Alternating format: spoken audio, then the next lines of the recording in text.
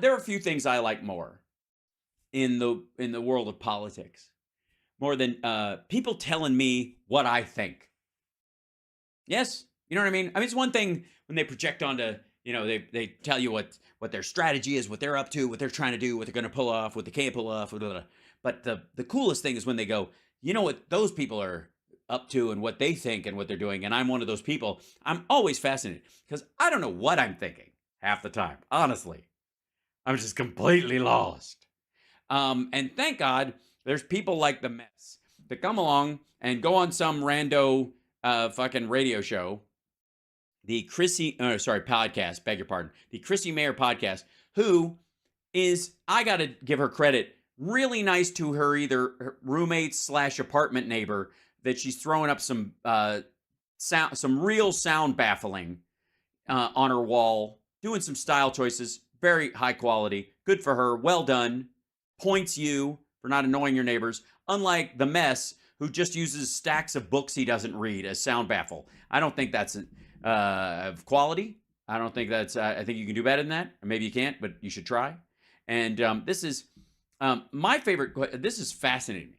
And we've talked about this a bunch, but he's going to tell us. Here's how the left gain control of our major institutions. And by left, he means Democrats. And by Democrats, he means anybody that ain't MAGA. Because apparently rhinos also, because they control Fox, I guess. But yeah, so here we go. And it's only 3 minutes, so he's going to get to it right away. This is how they took over. I don't even know how you tell the whole story of how Democrats control everything in 3 minutes. I mean, he must be a master communicator. Left controls absolutely everything. Did it start at the universities and just filter from there? 95% of media, Hollywood, and colleges are far left and woke. Can the right make a comeback? Oh, and she's reading from a super chat, which I suppose we could do more often here, but I feel like I just read whatever comes up, and people who give super chats are just nice about that. It's really not about competition, buying your way to the front of the line to say something. But that's how it is on most of these shows. Maybe I'm a fool. We'll find out. Well, here it comes. Here's the good answer. Well, I think that it has been a great failure of the right to enable the left. Oh, yeah? With getting rid of the fairness doctrine and all the plans they had to basically control media and allow a single company to own every media outlet in a city, and then fucking Al Gore comes along and sets the internet loose. Which was dominant in these institutions and has been for a while, but there was also a countervailing presence. I mean, when I was at Dartmouth, for example, in the 1980s, these are the lonely years. I could name 5 to 7 prominent, outspoken conservative professors at Dartmouth, and I knew at least 5 at Harvard across the way. And then there were other conservatives who were in the engineering department, the economics department. They might be more low-key, but they did exist. The idea that you could have a university fully made up of people who all think the same, who essentially the spectrum is from the left to the far left. I mean, this is horrible. This is actually an anathema to what a university. Yeah, but define conservative, because if you're just talking like kind of like the racist, like, I don't think women should be in the legal department, that doesn't fly anymore as conservatism even. So, and I think he does mean that. Is even all about. So basically the answer is how the left gain control over our major institution. Blame chicks is apparently Dinesh's answer. But I think what we've seen is a takeover to the degree that these institutions, I mean, again, the media was biased to the left. But by biased, we just mean that they had a framework in which they tended to see the left-wing solutions as correct and the right-wing solutions as wrong. Right. And that might have had something to do with how they actually played out experientially. Just, you know what I mean? Like all that shit. The Laffer curve and voodoo economics and trickle down, for example, if you're using the economic, and that here come all these alleged commie lefty socialist, commie lefty socialist democrat, socially lefty blah blah blahs that actually make the market work better than it did before. I don't think that you would have a media 25 years ago that would be okay with finding a completely innocent American citizen who just happened to be on the wrong side of the aisle, framing him, and then putting him in prison for 10 years when he didn't really do anything. But I think we have many people in the media today. I don't know if you've seen the people who have actually come out of jail.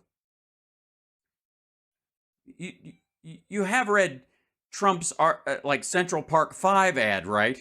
Who are happy to not only watch that, but cheer for it. Citation needed. It's crazy that this is the reality we're living in. Thank you from Push-Ups. Your bio of Reagan was awesome. What is he like in real life? Dead. Reagan was, I mean, a very unique character. Great. Yes, he was. That's what I would say about him. He's a character and he's unique. And the way you sneak up on a unique character is unique up on him. And I think had a very important lesson for Republicans and conservatives. And I've tried is pretend to care about what he did and like him and deify him for a long time until somebody like Trump comes along and then fuck Reagan. Okay. In my own life to sort of live up to this. He was philosophically very strong, very grounded, very hardcore, but totally hardcore. That's how I would describe him. Well, I would, if you asked me, I'd say hardcore. Temperamentally a nice guy, easygoing, genial, could do business with people who are, so he was. Yeah, that made sense. He was not somebody who tried to like clean out the Republican Party, kick out the rhinos, get rid of the moderates. Rather, his idea was if you got some guy who's a moderate, you kind of bring him in and you talk to him and you go, hey, look, I understand. You mean back when he was able to get a lot of stuff pushed through and he actually served 2 terms? Now, you know what? Fuck it. I prefer the Trumpian thing where dude fucking golfs the whole fucking time, lies about his accomplishments, does 2 shitty things, and then is voted out. Jesus Christ. Keep playing this game.